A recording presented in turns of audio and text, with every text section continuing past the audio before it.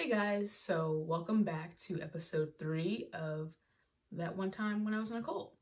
So today we're going to be talking about the hierarchy system and the leadership structure within the ICOC. So I understand that for some people it may vary based upon where they are in the country or where they are in the world. But I was in the part of the ICOC that's called the ACR. So that stands for Atlantic Coastal Region or Atlantic Coast Region. So on the East Coast. So those churches range from Virginia all the way up until like Pennsylvania and some parts of Ohio as well. So even here, I'm gonna, like, you should see the hierarchy of how things are structured within the ICOC. And I'm going to even today talk about what positions of leadership that I was in. And as I talk about these things, or before I really go deep into these things, I want to acknowledge the fact and take responsibility for ways that I played parts in the system. So though I was victimized, there were also ways that I perpetrated some of the same things that happened to me, just simply by being a part of the leadership structure. So for that, I take responsibility. And I know I've had to go back and have some conversations with people, women that I've discipled, women that I've studied the Bible with, like, even people that I've invited out to church, my family members. Like, there have been people I've had to go back after the fact and apologize to, because at the time I had no idea that I was doing those things, but it still doesn't mean, just because that it wasn't my intention to be malicious, doesn't mean that it still didn't hurt people. So I do just want to go through and say that first and foremost. But yeah, so start to finish, for the most part, I was in leadership positions. So 3 months after I got baptized, they were like, "Hey, Aaron, how would you like to disciple somebody?" So, excuse me, a discipling partner is like a spiritual mentor. And there are other churches outside of the ICOC that I've seen who have discipling partners. However, oftentimes it's like more healthy and it's also like optional. But here in the ICOC, it was mandatory. Everyone had a discipleship partner. So I was discipling somebody at 3 months, like after 3 months of being baptized, but there was someone who was discipling me and there was someone who was discipling her, and it just kind of goes up, and that's kind of how it ends up going up that hierarchy. And they even called it a discipling tree, because it ends up just kind of like branching out in all this stuff. It can get kind of complex, but we'll end up talking about that a little bit more as well. So 3 months in, I was discipling somebody, and shoot, I was still trying to figure things out. And figure out like what was allowed, what was okay, what was not. And I had trainings on how to interact with who I was discipling. And throughout the years, I ended up discipling more than one person at a time. But yeah, it was something where when I had my discipling time with my discipling partner, she would check in and she'd ask, "Okay, so let's call her Shonda." And they'd ask, "How is Shonda doing?" And really, in that way, they even, like, I was trained on, or instructed rather, on how, like, what questions to ask, follow up about how often she was reading the Bible, which that was a really big thing, is like, read the Bible every day. But more like a legalistic sense. If you miss a day, it's like, why did you miss it? Like, why, are you not prioritizing God? Or, you know, seek first the kingdom of God, like all of those different things. And so going into it, that's just kind of whatever it was I was instructed to talk to her about, I would talk to Shonda about, and then that way, and then also like they kept tabs with what was going on in her life. So though I would talk to Shonda about what it was that was going on in her life, my discipler also knew, and then her discipler also knew, and I'm sure theirs too. So like the people who were in the higher ups in leadership had a gauge on how everyone in the church was doing. And, you know, eventually I became a Bible talk leader. And even how that goes is because women aren't allowed to lead really by themselves. There's always a guy counterpart. So I was a Bible talk leader with, you know, a few different guys. And that's just what the dynamic was. So then after a while, when I moved up in rank, so to speak, and I was a Bible talk leader, I had people who, again, that I was discipling, and they'd had people that they were discipling. So like, I knew how their people were doing. And even with that, because there were times where I had assistants, there were Bible talk assistants. So like, it just was like this hierarchy. And sometimes I think there were maybe, I think at most I may have like on that like pyramid type thing, 2 people under me, so to speak, like 2 levels under me. And yeah, that's just kind of like was the nature of it. Going back to like the structure of how things are and how like leadership had tabs, because yeah, they kept tabs. It was as extensive as, because we would have leaders meetings every week.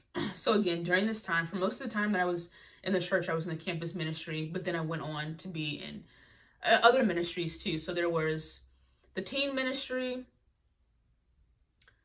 the campus ministry, the singles or the young professionals ministry, and then there's the married ministry. And there's also like stuff for the kids called like Kids Kingdom or whatever. But everyone is within the church, everyone is in their own separate ministry. So again, I was just in the campus ministry, and then I was in the singles / young professionals ministry, because that's just, yeah, I wasn't introduced before, and I didn't get married in this system, thankfully. But as a result of that, they're weekly in the campus ministry, and even outside of the campus ministry, but I'm just going to focus on the campus ministry for a second. There were leaders meetings. So everyone who was in leadership in the campus ministry would attend these weekly. And from my understanding, when I would talk to friends that were in different churches in the ICOC or even within the ACR region, they weren't meeting weekly like how we were meeting. But we would meet weekly after church for no less than 2 hours each. So it would be like church, then you'd have maybe an hour to take off for lunch and drop people off and things like that. And then you were right there around maybe 1:30, 2 o'clock. And I remember that because the games would come on Sunday, the football games, and I would always miss the games. But anyways, and there was the structure, and I kind of remembered, I wrote it down. So it would start off with good news sharing. So they just, people share about like random things that were happening, positive things that were happening in the ministry, in church, within their Bible talks, whatever. It went from that to announcements, to there was a sermon that was preached, to Bible studies. Like we would go through each Bible talk, who were studying the Bible and how many Bible studies there were, what specific Bible study they were on, what they were dealing with. Like, y'all, it was spreadsheets of this stuff. So if you were ever introduced to the ICOC in any capacity, whether that was you're brought up in it, or whether you were just studying the Bible, whether you studied the Bible and then got baptized, your name was on a spreadsheet. Your name was on a spreadsheet, and what it was that you were dealing with. Like, okay, I'll just focus specifically on the Bible studies. When we would look at the spreadsheets for the Bible studies, it was broken down by Bible talk, like how many people were studying the Bible, what are their names, what Bible study are they on, what do they need to do to move forward. And oftentimes it was things like, especially when it got into like the sin study and repentance, if you were dating somebody, the goal was for you to break up with 9 times out of 10. I think I saw in one instance when they weren't encouraged to break up, but then they ended up breaking up in the middle of while the girl was there. So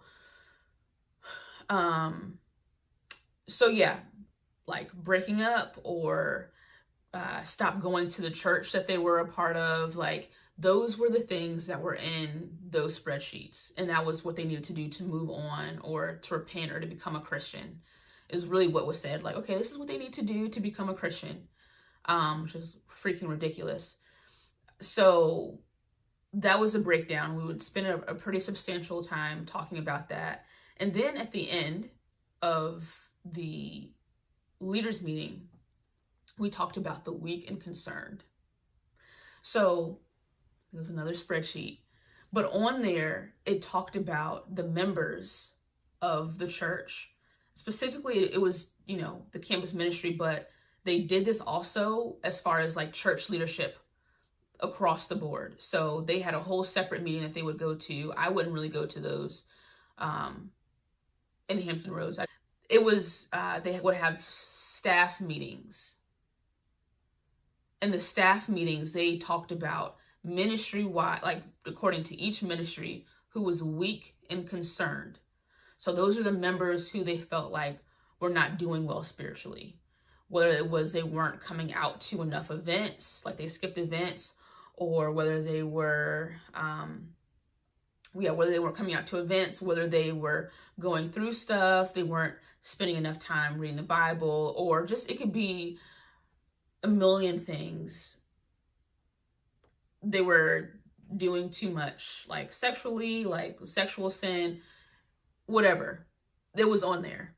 And a lot of times there were specifics. Sometimes there wasn't specifics on what they were dealing with, but there were times when there was specifics on what it was that the person was going through.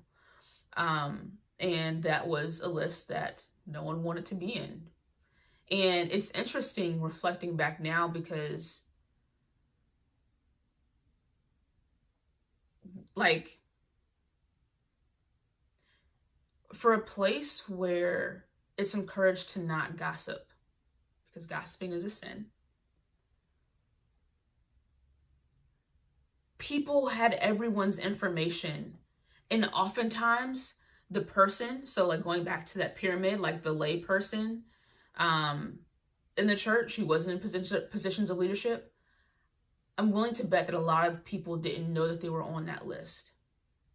So here it is. These people are on this list. They have no idea that these people that they're on a list. And then all these people know their business and their information about what it is that they're going with or struggling through, or whatever the case may be. So those things were discussed weekly. And there were also just different trainings, like, because, the Bible study series, which if you go back to the first episode, I kind of talk about my experience with the Bible study series, but the Bible study series, where I was is called Guard the Gospel series. And through it, it's different Bible studies, to help someone to eventually become inducted into the church, or what they'll say, oh, like it's to help someone become a Christian. And they go through, and weekly is what, like, oftentimes, maybe not weekly, but very often we went through and looked at all of those Bible studies. We were told what questions to ask. A lot of times it was so much that we were able to, they were able to predict what a person's response may be based upon the question, and how the question was asked. So a lot of closed-ended questions, yes or no, leading questions, a lot of tricky wordage, like, well, if your family never taught you this, can they be disciples? You know, like just stuff like that.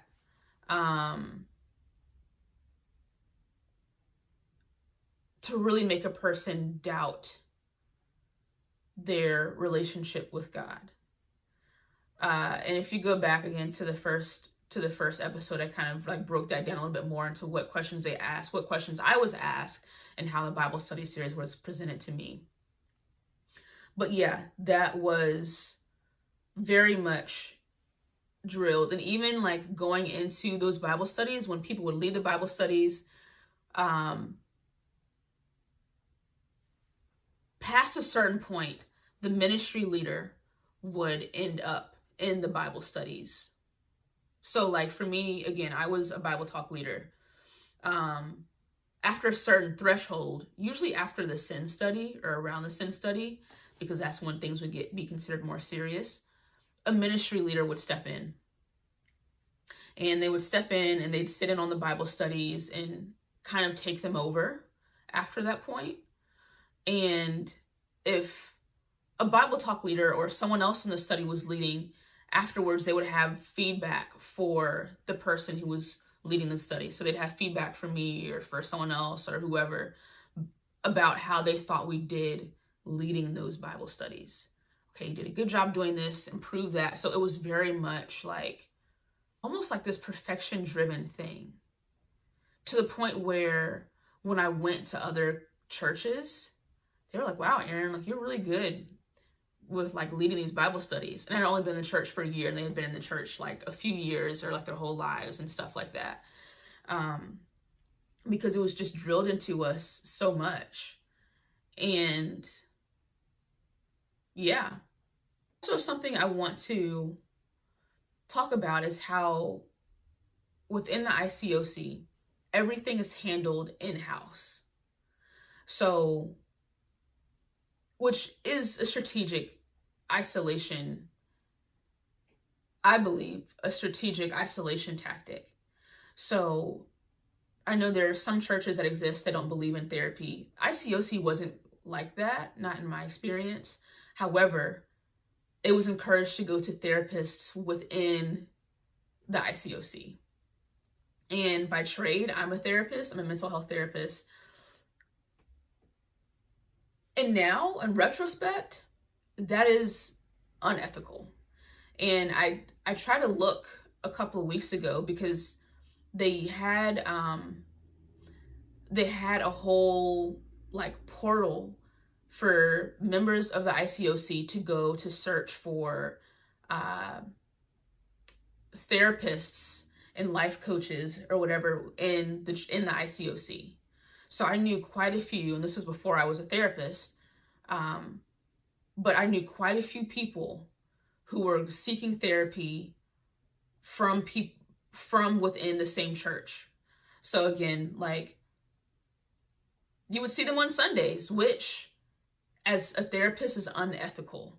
Like, there's not supposed to be dual relationships, meaning you can't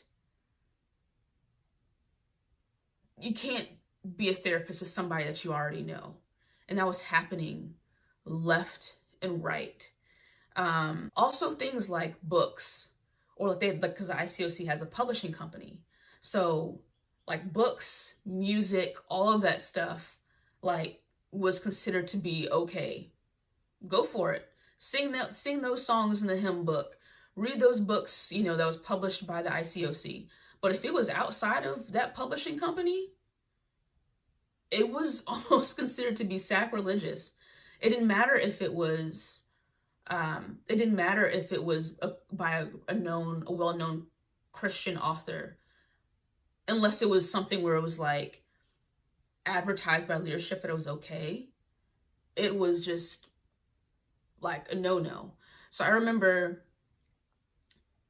being at this one dating devotional. So dating couples would go to devotionals to hear different things from people in leadership about just different sermons and stuff. There were devotionals. And I remember this one girl asking a question. She was like, hey, so like me and my boyfriend were thinking about reading this book. And the book wasn't a part of the publishing company for the ICOC. But it was a Christian-based book. And the elders that were in that Devo were like, actually, we don't think that's a good idea.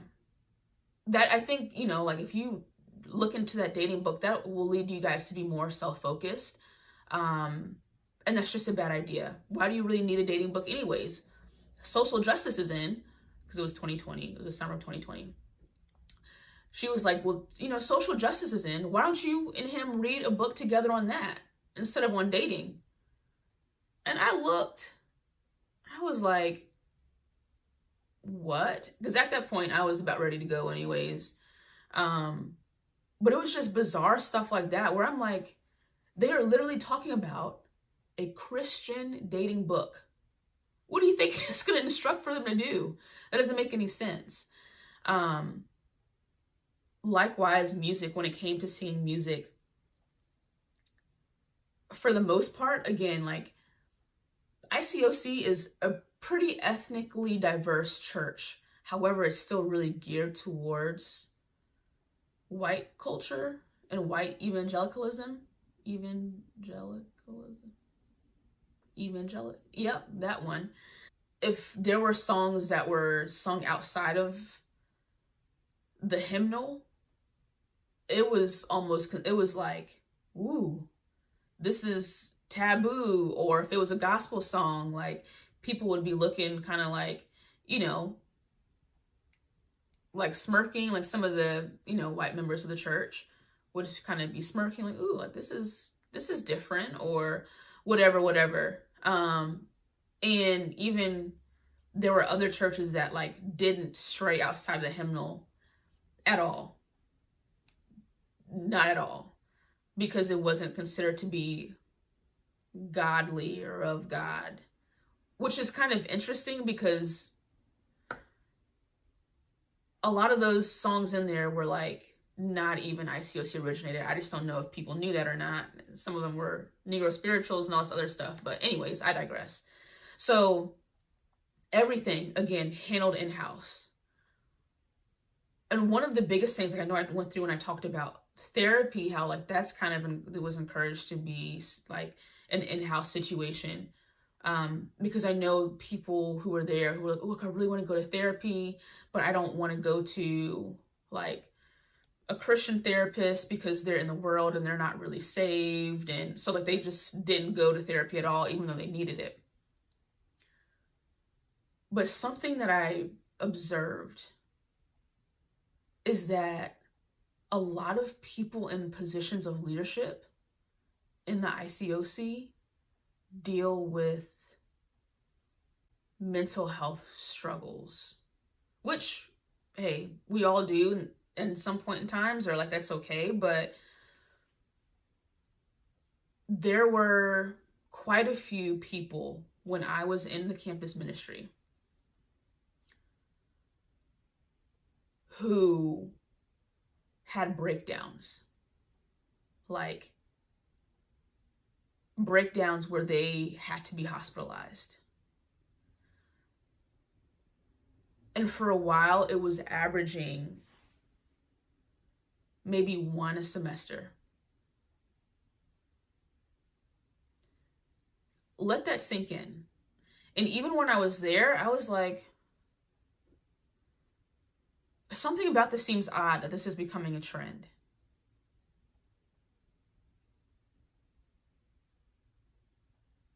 People from, you know, lay people who who weren't in positions of leadership to Bible talk leaders to ministry leaders, people were having breakdowns where they had to be hospitalized. There were other people, quite a few people like ministry leaders and evangelists and stuff. Quite a lot of them in the ICOC, I've noticed, have autoimmune deficiencies and are very sickly. And I'm not blaming their illnesses on them being in the church at all. Please don't misconstrue that. But I do know that oftentimes stress and trauma has a tendency to resonate in our bodies. And again, I don't know 100% if that's the case for them. Like, I'm just saying,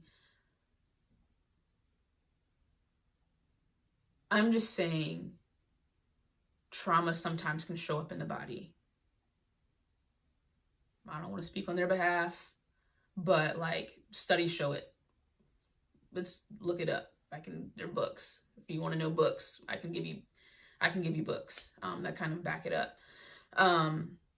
And so it just made me wonder, if anything else, this is a pattern I'm seeing.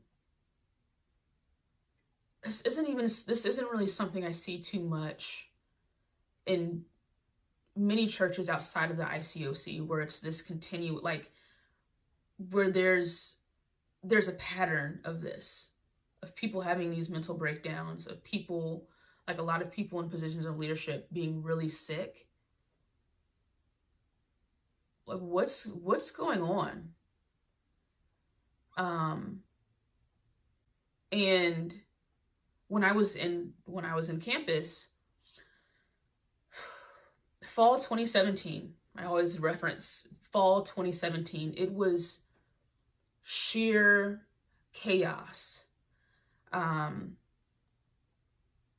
Just to kind of, a little breakdown. At that point, me and one of my best friends, which is a long story, maybe for a different day, but me and one of my best friends who was in the church, I think she was in a position of leadership too, but we were told to not be friends anymore, that we needed to take a break in our friendship because our friendship was unhealthy. I liked her at the time, and I was open with leadership about that. So I was like telling people, I was like, hey, just I'm having these attractions, would confess my attractions, all that stuff. And I was like wanting to I'm like, can we tell her? Because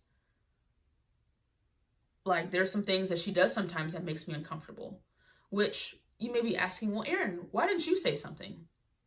Why didn't you tell her that those things were making you uncomfortable? Because here's the answer. We weren't allowed to communicate those type of things. It always had to go through somebody else. Always. Whether it was a guy liking a girl or vice versa, like that had to be communicated through other people. It could never be just a straightforward A-B conversation. Hey, like, I like you. Like, that just was a huge no-no, because we have to guard each other's hearts so that we don't sin, all that stuff. And so the fact that I had these feelings for a girl, I mean, they didn't really know what to do. And it got to the point where eldership got involved. And they're like, well, Erin, you aren't repenting. So they were on the cusp of taking me out of leadership altogether. They didn't. They took me from leading a Bible talk and like a ministry at a school to being the assistant or whatever. But that was really touch and go for a while, where they were like, we're going to take you off altogether because you're just not repenting of your attraction, essentially. And I was like, bro, like, if we could just tell her, please, like, can we just, so, and it's crazy because she was my best friend. But anyways, so start of fall 2017,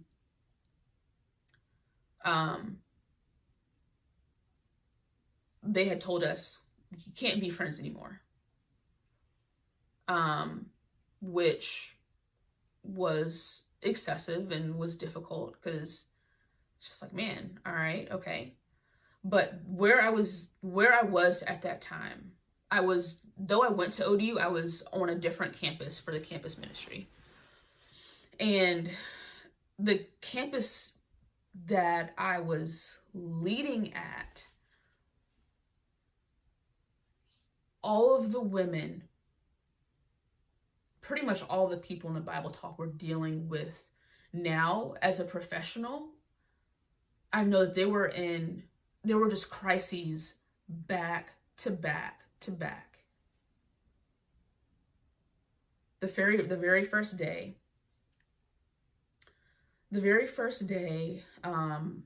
of, it wasn't even like the schools hadn't even started yet.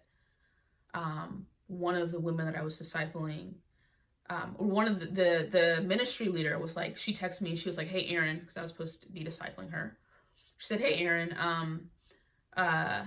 thus and so, said that she had sex with someone last night. We need to go and talk with her after church." So again, mind you, sex in the ICOC before marriage, no. You will get kicked. Like, there's a risk of being kicked out of the church for sexual behavior. So we went to the church afterwards. We went to campus afterwards to meet with her. And she was like open, and like she was just remorseful about what she did. To make a long story short, she was in a crisis. Like, I don't want to diagnose her because I'm not her therapist. But yeah, she was in a crisis and had some undiagnosed mental health stuff that was going on with her. And eventually at parts in the semester, she did end up having to be hospitalized. And before the semester was up, she ended up getting disfellowshipped or kicked out of the church because she had sex with a guy. Well, I think it was maybe because she had sex with more than one person, or just, in general, after they told her to stop. And the people who make those decisions are like the higher ups. So like deacons, elders, lead evangelists. I don't know how much ministry leaders have a say in it as well. I never really got to see any of those conversations, but the reason was like, she just, like, we kept telling her like she needs to stop having sex and all this other stuff. And when it comes down to mental health stuff like bipolar disorder, schizophrenia, schizoaffective disorder, and just even more, like, there's some diagnoses that make people more predisposed to have higher sexual drives. And they were looking more at the act instead of trying to understand the person, what it was that she was going through. So I know when she got disfellowshipped, that really rocked the Bible talk that I was in. Because when someone is disfellowshipped, not only can they not come to the church anymore, nobody that's a part of the church can talk with them. So here it was, all these people they go to school together, and our group was really close. Couldn't nobody talk to her. Some people probably had classes with her. They couldn't speak to her, like none of those things. And yeah, so that happened. There were a couple of people in that Bible talk who were hospitalized for mental health stuff. There was there were 2 people, I think, who were on medication. But like one person I remember who was like she was manic often throughout the semester. Someone else was dealing with some at-home stuff, like where abuse was taking place. And again, everyone was just in a crisis. And you know who was tasked with having to work with those women? It was people who were untrained. It was all in the church. It was all dealt with in the church by discipling partners, by ministry leaders, by elders, deacons who had no mental health training whatsoever at all. And that's a lot. And even then I was like, why aren't people's parents involved? And I don't know how much people's parents really knew about how they were doing. I think, you know, probably obviously like the people who were hospitalized, like their parents had like knew that they were, but aside from that, I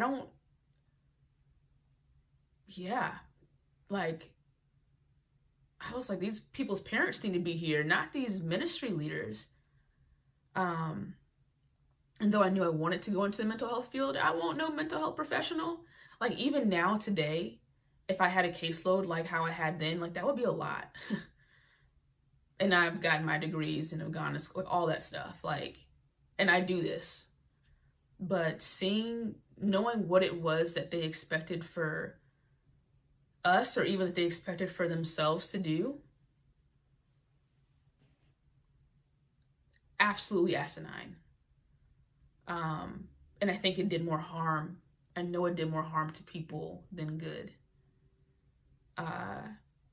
And having to, like, being a part of that Bible talk and that ministry during that time, on top of going to school full time, like having my own life stuff to deal with,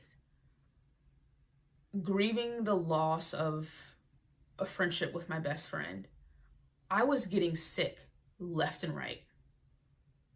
I don't get sick often, but during that semester, I got sick 3 times. I think I had like the flu, bronchitis, and then I ended up getting really sick with this like condition thing that I had going on. And I lost about 15 pounds. Mind you, at that point, I was smaller than I am now, but I'm still pretty small. I was less than 130 pounds prior to losing weight. When I think that when I weighed myself, when I was at my smallest, was maybe 116, 117. Like during that time, I couldn't really hold down food. Like I remember at one point, I couldn't hold down food. Like it was just bad. I remember having to call my parents in the middle of the night, they lived in Richmond, and I was like, I do not feel well. And they got up, picked me up, drove me back, and had me in the doctor's the next day. Like I was ill, and I really believe that it was due to all the stress that I was under during that time. Like, and no one should have had to go through that. It's really, really tragic, but that's just kind of like how things were. And even I remember trying to confront people on how these people needed help. And I was like, hey, like this is a mental health thing. She's not just like, ooh, I want to have sex just to have sex. Like, sis needs medication. She needs a proper diagnosis and all these other things. But they were like, well, we can't have her out here having sex. Like, what do you think? what, kind of example do you think that this is setting for other people in the ministry? And it's like, or they're like, well, she knows what she's doing. Like, she has a capability to stop. And I'm like, bro, what? And it's unfortunate, and unfortunate is not even the word, but it's just the ways in which they believe so strongly that they know what's good for people and that no one else does. It's like an absolute thing of like, no, what we say is right. This is what's best. And it's like they speak with the authority of God in a sense. And to go against anything that they were saying was considered to be prideful or considered to be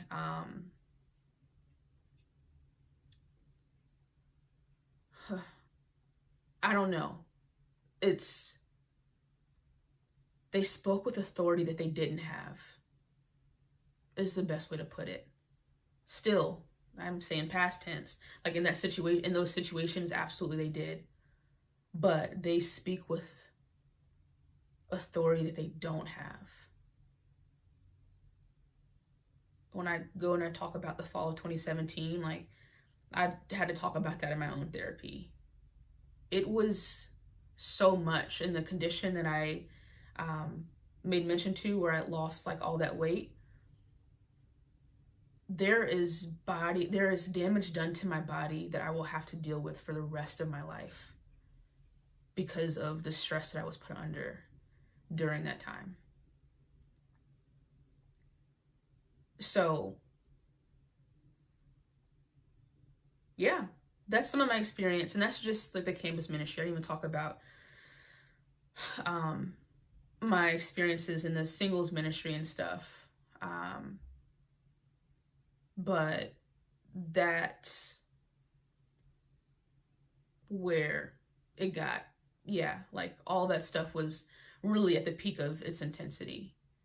In the singles ministry, most of the time I was in Richmond. So like literally after the fall of 2017, thankfully, God swooped me up. And right after that, I moved to Richmond because it was my last semester in school. Went to Richmond, and things lightened up because they weren't as intense. Like they still had their stuff, but they weren't nearly as intense as Hampton Roads. And so I'll probably talk about my experience a little bit in Richmond. But yeah, because even like I know like there may be people who watch like, oh, well, like, this just seems like a Hampton Roads issue. And though they are like a really like one of the worst ones, it's a systematic thing within the ICOC. Just look it up. You're probably already on YouTube, type up ICOC like stories or whatever. Like, people have stories and they all are similar in nature. So that's all I have for today. Next week, I'm going to talk about my relationship when I was in the ICOC. So stay tuned for that, and I'll see you next week.